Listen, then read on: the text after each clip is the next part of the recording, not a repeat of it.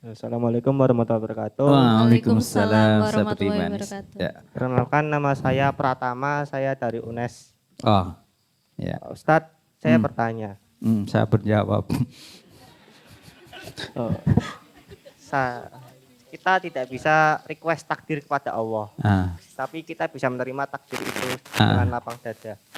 bisa Bagaimana menerima apa? takdir tersebut dengan lapang dada? Ah, Bolehkah saya merubah takdir yang diberikan oleh Allah Ah. dan bagaimana cara menghadapi takdir tersebut dengan lapang dada, Pak Ustadz? Masya Allah. Ini gampang apa angel ini? Nah, angel orang usah dijawab ya. Oke, Mas siapa tadi?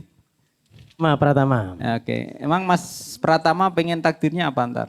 Takdirnya jadi anak presiden. Oh, oh, oh, oh. Dengan begitu kan oh, ki ora nang kono lho dah. Iki live banyak aku. Monggo, Iya. Kang Rosid. Iya, tadi singgungan awal, tapi kisah ini lebih kepada saat COVID. Ya, saat COVID itu saya meneliti ada 3 tipikal. Satu pekok, saya bahasakan pekok, lalu kemudian ya gak pekok lah bersikukuh gitu ya. Yang kedua dia moderat, yang ketiga dia ya agak fungsionalis pragmatis begitu. Yang agak tadi itu akhirnya nyuwun sewu meninggal. Keduanya meninggal. Satu di Pantura, yang satu di Semarang. Karena dia nggak terlalu percaya dengan takdir bahwa COVID itu mematikan.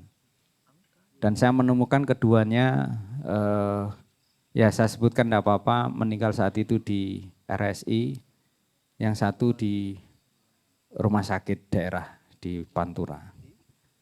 Akhirnya keduanya setahu saya disolatkan di atas ambulan, tidak boleh masuk kampung. Oke, itu karena tidak percaya bahwa COVID itu ada, beliau habis ngimamin taraweh. Lalu ada orang batuk-batuk baru datang dari luar Jawa, Kalimantan. Dideketi ngobrol karena tetangga lama. Dengan tanpa tadi itu, akhirnya kena. Dan beliau udah usia 60 ke atas. Meninggal. Sehingga anak-anaknya tidak bisa ketemu langsung karena 1 bulan sebelumnya sudah di rumah sakit. Oke, itu takdir. Apakah ini pernah dilakukan oleh sahabat? Itu dikabarkan satu daerah ada penyakit. Datang enggak itu? Lalu ditanya, wahai Umar kenapa kembali? Kalau memang takdirmu mati di kampung ini, udah terima aja. Jawaban dari Sayyidina Umar itu menakjubkan. Betul bahwa takdirnya kalau saya itu nanti ke sana mati, itu memang saya akan mati. Tapi Allah kasih kesempatan saya untuk mengubah takdir saya kepada takdir yang lebih baik. Sehingga Umar tidak lalu masuk ke daerah itu. Bahkan Sayyidina Ali pernah bersandar tuh. Ini aja temboknya ya. Bersandar begini kan. Nah, ketika bersandar begini Sayyidina Ali, lalu tembok itu dilihat oleh para sahabat. Itu mau rubuh. Sayyidina Ali lalu pergi. Loh, Sayyidina Ali kalau memang kau akan meninggal kena runtuhan tembok itu kenapa pindah? Betul, itu memang kalau kemudian takdirku. Aku pindah pun akan mati, tapi aku masih punya kesempatan untuk berpindah kepada takdir yang lebih baik. Afala tatafakkarun, afala tatadzakkarun itu selalu di akhir-akhir ayat begitu ya. Nah, itu menunjukkan Islam hadir untuk selalu kemudian kita merenungkan. Kalau memang ini pohon dan lain sebagainya ya, secara ekologis ini, ya masing kita harus menjaga itu supaya tidak terkena bahayaan. Maka turunlah kalau agak serius sedikit ya, saya sebutkan itu ada maqasid syariah itu. Maqasid syariah itu salah satunya menjaga jiwa. Teman-teman wajib itu. Ya Mas Pratama, wajib menjaga diri. Kalau memang itu sakit, ya harus diobatkan.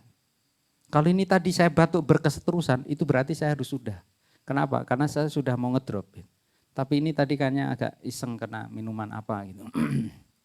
Harus saya telenin sesuatu untuk ngelontorin ini. Biasanya agak menyakitkan. Dan di sini biasanya penandanya di sini agak cedut-cedut, nanti agak klimaknya di batuk. Batuknya itu berarti harus ke dokter. Kalau enggak saya kasih masukan habatus sauda, madu biasanya udah cukup. Nah itu kan kita mengenali diri. Karena penanda di dalam tubuh itu juga begitu. Takdir kita termasuk maaf nanti kalau mau mati. Ya ada penandanya. Kecuali ketabrak mati nggak tahu ya. Ini misalnya Ya, tapi memang ruh itu kan dulu pernah saya jelaskan dari bawah. Oke, kembali ke masalah tamat itu. Apakah kita boleh? Harus itu mengubah takdir tadi. Caranya bagaimana? Ya ayat yang pertama, Iqra, harus membaca. Ini saya yakin ya sedulur semua. Berapa jam kira-kira sehari membaca? Membaca apapun tuh. Baca buku yang akunya mahasiswa 14 semester. Atau 7 semester. Oh, ya. Saya selalu bilang sama istri yang juga dosen, dosen orang moco sedino 5 jam itu rugi. Maksudnya enggak pantas. Paling enggak itu 3 jam, 4 jam itu untuk membaca buku di sela-sela apapun. Apalagi termasuk membaca WA enggak. WA enggak termasuk. Ya, Mas Pratama, ketika ingin mengubah takdir itu harus dengan ilmu. Man arada dunya fa'alaihi bil ilmi wa man arada al akhirah fa'alaihi bil ilmi wa man aradahuma fa'al ilmi. Kalau pingin dunia dan akhirat harus pakai ilmu. Orang dagang nggak pakai ilmu rugi terus. Saya nggak usah menyebutkan orangnya. Kayaknya hadir di bawah itu pohon jati. Tutulan rugi terus. Nggak mau berefleksi, rugi. Nah maaf ya, kalau sekarang kok nggak lulus-lulus, itu juga harus refleksi itu. Apakah dirinya yang kemudian tidak mau berubah ataukah dosennya yang tidak berubah. Kalau saya sebagai dekannya, Anda nggak lulus kenapa? Ya tahu Pak, saya udah berusaha. Tapi pembimbing saya, atas nama otoritas ganti pembimbing. Saya dekannya akan mencarikan dosen yang lebih memudahkan kamu. Ya, tapi biasanya itu akan sangat tergantung internal. Ini menjadi teori. Kalau kita ingin mengubah, jangan paksakan externally, but first from yourself the first time. Nomor 1, imun diri yang diubah. Karena kalau kemudian banyak penyakit di luar, imun kita kuat, nggak jadi penyakit kan? Itu. Teman-teman ini, maaf misalnya diajak, yuk kita ngumbe-ngumbe yuk. Aja, aku sekuarakan. Nanti cari alasan terus. Mas, sampai no pacaran ya ono ya ini ndelok nyawang tok apa ya enak. Mbok cekel-cekel sithik Mas. Ojo. Sampai nih kan yo mulya, engko ae nek wis tenanan, ora terima tak cekel. Karena lelaki yang memuliakan itu bukan nyicipi, tapi melanjutkan perjuangan bersama itu. Ya. Jangan ajak ke tempat yang gak benar, langsung datangin orang tuanya. Sama itu, jangan diajak kemana-mana. Atas nama syariah, Mas jenengan kalau datang ke tempat saya malam Jumat ya, biar kelihatan syariah. Nah terus baca Yasin. Ya. Saya kalau ditanya itu penandanya gimana antara serius sama tidak dari ukuran waktu. Mas datang serius ya, mau berapa lama nikahin saya? Ya kira-kira 6 bulan, enggak. Kira-kira mau serius Mas? Ya berapa? 3 bulan, oke kita jalanin, ta'aruf. Tapi kalau ta'aruf itu lebih dari 3 bulan, ada sesuatu itu. Mendingan pertemanan, nah nanti jadi itu. Paham ya? Jadi kalau ada orang kok berlama-lama dia tidak masuk di ta'aruf. Kira-kira gitu penandanya. Nah kembali ke Mas Pratama tadi, poinnya adalah kita sekarang mau berubah atau tidak. Ilmunya sudah ada. Ini loh yang perempuan, enggak usah pasang tarif. Mau mahar seberapapun pakai Fatihah, halal. Asal dia soleh. Bisa baca Quran, sholatnya baik, dia mau kerja gitu. Ya kan? Keburu kiamat. Ya, yang lagi begitu juga. Enggak usah cari, dia harus glowing, white skin. Kalau jalan begini, gini. Enggak berlaku itu. Punya anak 1 udah beda lagi. Yang penting mau hidup bareng, kekurangan. Saya ingin mengatakan bahwa laki-laki dia menjadi pengatur kemudian. Nek enggak ya sabar. Nanti sabar-sabar dicemooh terus sama istrinya, cepat jadi wali. Wali murid. Istri juga begitu. Ya, sudah bekerja dari sebelum subuh udah bangun, suaminya tidur ngorok, waktunya puasa malah enggak puasa.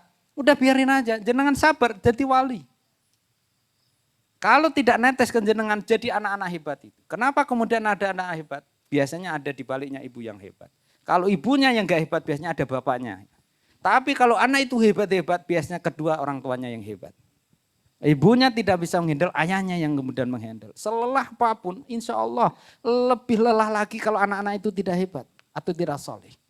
Seberapapun banyak harta warisan kita tinggalkan menjadi hal-hal yang fitnah. Tapi kalau dia soleh, sedikit yang kita kasih nanti di warisan, dia akan berkembang itu. Jadi ubah nasib itu dari mana? Dari cara kita memandang diri kita sendiri. Saya mau bersyukur atau mau kufur? Kelihatan dari ketika misalnya, Mas Dwi gimana kabarnya? Baik sih Ustaz, tapi ya gimana lagi? Ah udah itu ciri orang ngeluh itu. Mbak gimana kabarnya Mbak? Ya baik Ustaz, alhamdulillah ini saya punya rencana. Tahun kemarin rencana. Tapi ketika dia optimistik, itu yang kemudian menjadi penting. Oke Mas, saya sekarang semester 7. Saya akan segera rampungkan. Kalau jenengan serius, saya insya Allah. Jenengan tidak punya pekerjaan saat ini, tapi niatan, ayo bareng-bareng gitu. Kelihatan kan? Kelihatan tuh. Ya, oke. Nanti saya lanjutkan dia, Wes. Next, enggak.